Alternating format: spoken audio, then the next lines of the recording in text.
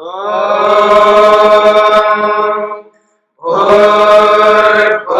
स्वः तत्सवितुर्वरेण्यं भर्गो देवस्य धीमहि धियो यो नः प्रचोदयात्।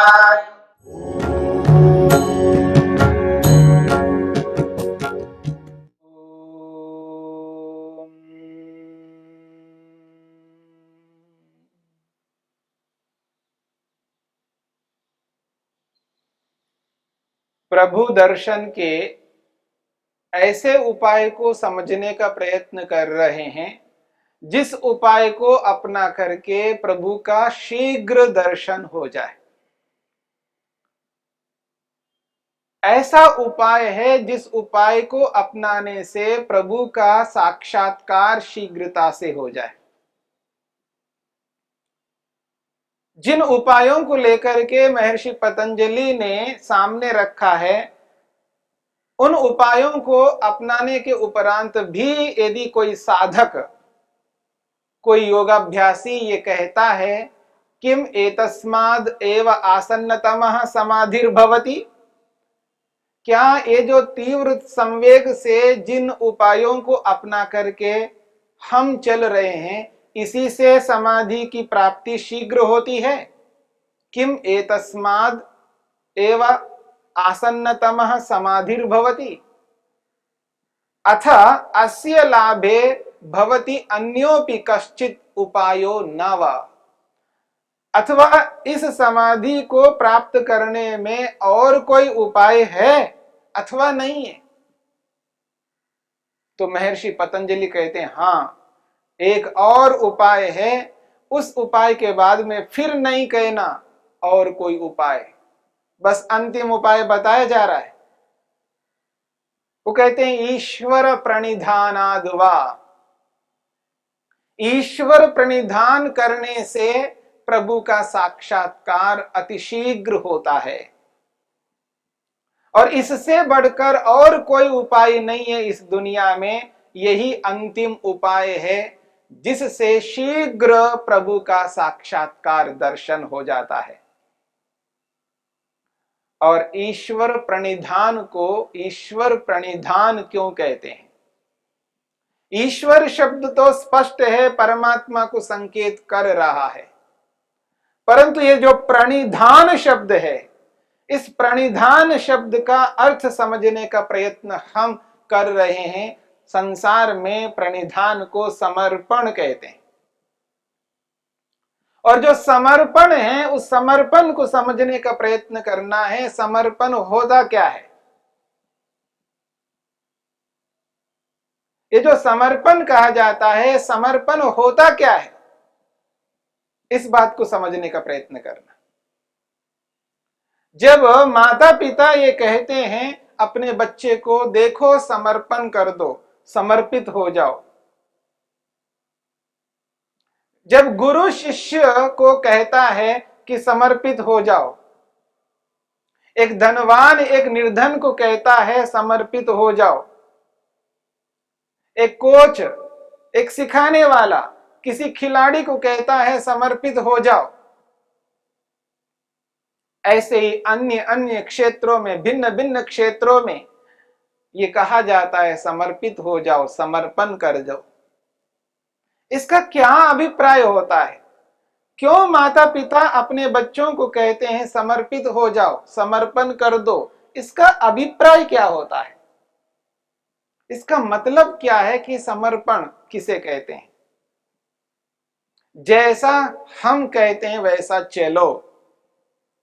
माता पिता क्या कह रहे हैं? जैसा हम कहते हैं वैसा चलो। कोच ये कहता है खिलाड़ी से, जैसा मैं कहता हूं वैसा चलो। एक धनवान एक निर्धन से कहता है जैसा मैं कहता हूं वैसा चलो। एक अध्यापक, एक गुरु ये कहता है शिष्य से, जैसा मैं कह रहा हूं, जैसा मैं कहता हूं वैसा करो, वैसा चलो। और जब माता पिता के अनुरूप बच्चे करते हैं, कोच के अनुरूप खिलाड़ी करता है, गुरु के अनुरूप विद्यार्थी करता है, धनवान के अनुरूप निर्धन करता है। ऐसे सभी क्षेत्रों में समझने का प्रयत्न करना है। ये जो उनके अनुरूप करना है, वो जैसा कहते हैं वैसा करना है, यही समर्पण है, यही समर्पित होने का अभिप्राय है। और इसके अतिरिक्त समर्पण शब्द का और कोई अर्थ नहीं है। इसलिए महर्षि पतंजलि ने ईश्वर प्रणिधान शब्द का प्रयोग किया है। और इस शब्द की व्याख्या करते हुए महर्षि वेदव्यास कहते हैं प्रणिधानात् भक्ति विशेषात्। वो कहते हैं ईश्वर प्रणिधानात् भक्ति विशेषात्। भक्ति विशेष को यहां पर ईश्वर प्रणिधान स्वीकार किया है। भक्ति विशेष को प्रणिधान शब्द से स्पष्ट कर रहे हैं। प्रणिधानात् भक्ति विशेषात्, भक्ति करना ही प्रणिधान है। अब भक्ति तो भक्ति है, ये भक्ति क्या होती है, इस भक्ति को समझने का प्रयत्न करना। ये भक्ति क्या है? वो कहते हैं भक्ति महर्षि स्वामी दयानंद सरस्वती जी ने, महर्षि स्वामी दयानंद सरस्वती ने इस भक्ति को लेकर के विशेष बात कही है। इस भक्ति को भक्ति के रूप में समझने का प्रयत्न करना। भक्ति विशेष, महर्षि स्वामी दयानंद सरस्वती जी ने ईश्वर स्तुति प्रार्थना उपासना के मंत्रों की चर्चा की है। विश्वानि देव सवितर दुरितानि परासुवा, इस मंत्र से लेकर के अग्ने नय सुपथा राये, यहां तक जो मंत्र संकलन है, उन मंत्रों में एक बात कही है। भक्ति विशेष शब्द को समझाने का प्रयास किया है। भक्ति विशेष, वो कहते हैं भक्ति विशेष अर्थात उसी की आज्ञा का पालन करना, उसी की आज्ञा का पालन करने में तत्पर रहना। वो मंत्र की व्याख्या कर रहे हैं। यह आत्मदा बलदा यस्य विश्व उपासते, इस मंत्र की व्याख्या करते हुए स्वामी दयानंद सरस्वती जी कहते हैं भक्ति अर्थात उसी की आज्ञा का पालन करने में तत्पर रहें। वो भक्ति शब्द का अर्थ करते हैं आज्ञा का पालन करना। और माता पिता भी ये जो कहते हैं अपने बच्चों से कि आप समर्पित होकर के काम करो, समर्पण करो, अर्थात आज्ञा का पालन करो, जैसा हम कहते हैं वैसा करो। संसार के जितने भी लोग जो काम कराने वाले हैं, जो व्यवस्था कराने वाले हैं, चाहे वो अध्यापक हैं, चाहे वो माता पिता हैं, चाहे वो कोच है, खेल कराने वाले हैं, या किसी भी क्षेत्र में जो उच्च स्थिति में उच्च स्थान में बैठे हुए हैं और अपने अधीनस्थ लोगों को जब वो काम करने के लिए कहते हैं और वो जैसा आदेश निर्देश करते हैं उसके अनुरूप उन लोगों को चलना होता है। और जब वो लोग उसके अनुरूप नहीं चलते हैं तब उनको कहा जाता है नहीं, आप आज्ञा का पालन करो, आप समर्पित होकर के काम करो। बस यही समर्पण यहां पर कहा जा रहा है। जैसे लोक में जिस समर्पण की बात होती है उसी समर्पण को लेकर के यहां पर हो रही है। भक्ति विशेषात, ईश्वर प्रणिधान का अर्थ करते हैं भक्ति विशेष। तो भक्ति का अर्थ है आज्ञा का पालन, और विशेष शब्द जोड़ा है, विशेष रूप से आज्ञा का पालन करना, यानी पूर्ण रूप से आज्ञा का पालन करना। या विशेष शब्द जो है पूर्णता का द्योतक है, पूर्ण अर्थ को बताने वाला है। ईश्वर प्रणिधानात् भक्ति विशेषात्, भक्ति का अर्थ आज्ञा का पालन करना है और विशेष शब्द है वो पूर्णता को बताता है, पूर्ण आज्ञा का पालन करना, यह है भक्ति विशेष। यही ईश्वर प्रणिधान है। जब योग साधक योगाभ्यासी जिन उपायों को अपना करके ईश्वर की ओर अग्रसर हो रहा है और वो ईश्वर प्रणिधान करे, ईश्वर की आज्ञा का पालन विशेष रूप से करे, यानी पूर्ण रूप से ईश्वर की आज्ञा का पालन करता जाए, जैसा जैसा ईश्वर ने निर्देश किया है, जैसा जैसा वेद कहता है, वेद के माध्यम से ईश्वर जिस रूप में कथन करता है, जैसा चलने के लिए कहता है और जैसा विधान किया है उस विधान को उसी रूप में करते जाना, और जैसा निषेध किया है उस निषेध को उसी रूप में करते जाना। निषेध को अपनाना नहीं और विधान को त्याग करना नहीं। तो इन दोनों बातों को समझ करके चलना है। विधि और निषेध, इन दोनों बातों को समझ करके जब योग साधक उसके अनुरूप चलता है, ईश्वर की आज्ञा का पालन करता है, उस निर्देश को अपनाता है, तब जाकर के व्यक्ति ईश्वर का साक्षात्कार करता है और वो भी शीघ्रता से करता है। भक्ति विशेष का अभिप्राय ये है, ईश्वर की आज्ञा का पालन करना। हम लोक में सुनते हैं, परमेश्वर के बारे में कहा जाता है, तेरा तुझको अर्पण, तेरा तुझको अर्पण, जो कुछ भी आज मेरे पास है वो तुझे अर्पण किया जाता है, तुझे सौंप दिया जाता है।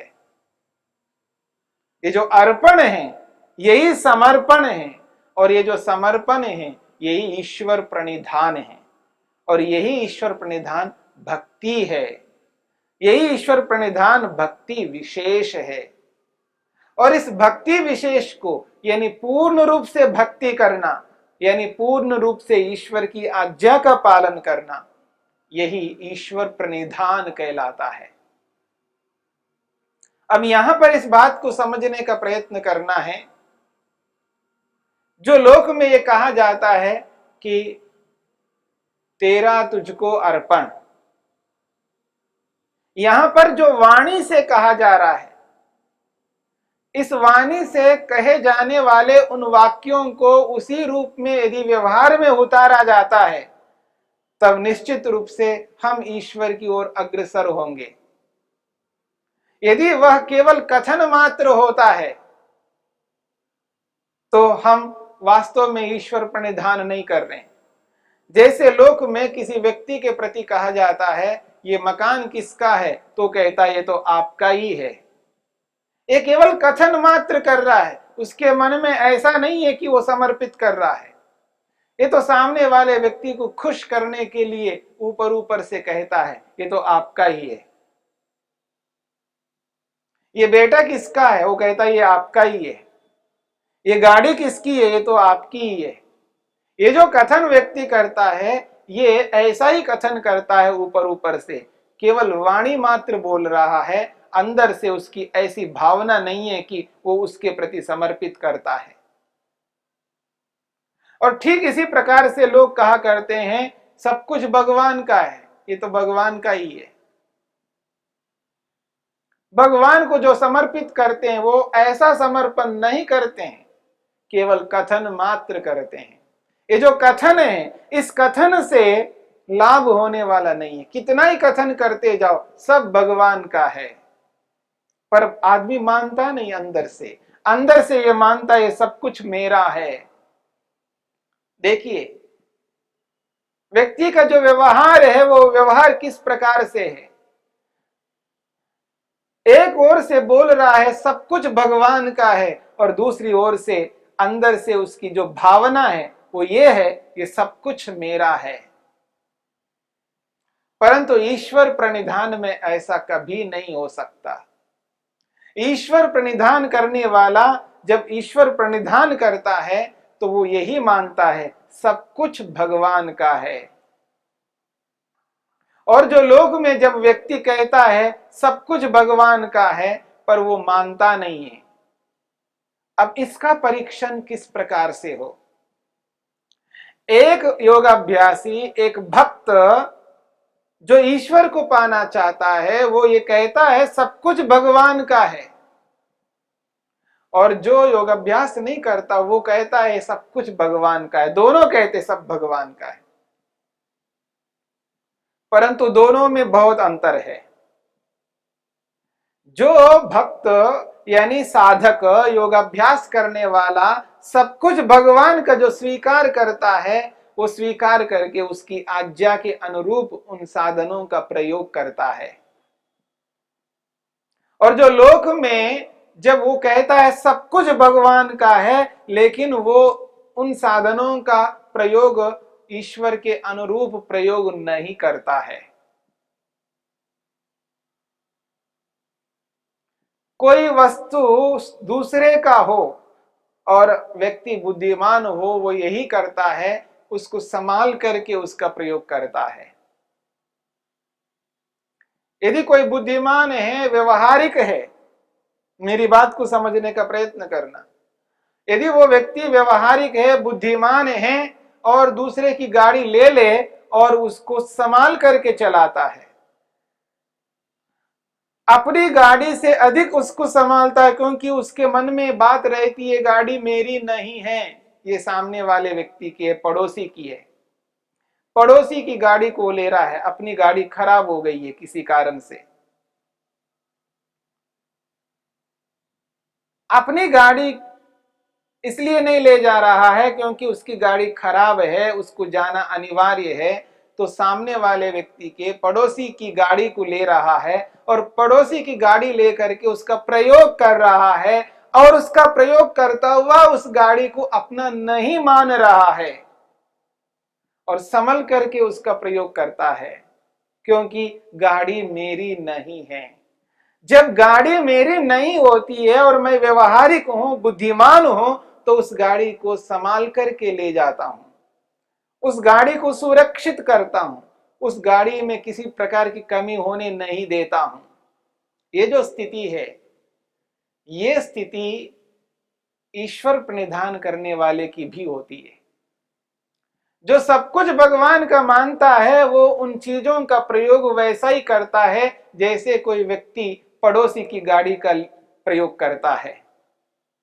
इसलिए इस ईश्वर प्रणिधान को समझने का प्रयत्न करना है। समर्पण तो करना है, पर उस समर्पण के साथ में यह एहसास करना होता है जो मेरा नहीं है तो उसका प्रयोग किस प्रकार से करना है मेरे को। तो ईश्वर प्रणिधान को समझने का प्रयास करिए।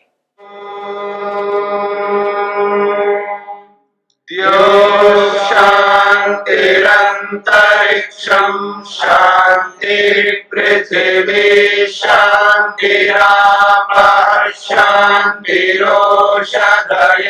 शांतिः वनस्पतयः शांतिर्विश्वे देवाः शांतिर्ब्रह्म शांति सर्वं शांति शांतिरेव शांति क्षमा शांतिरेधि। ओम शांति शांति शांति।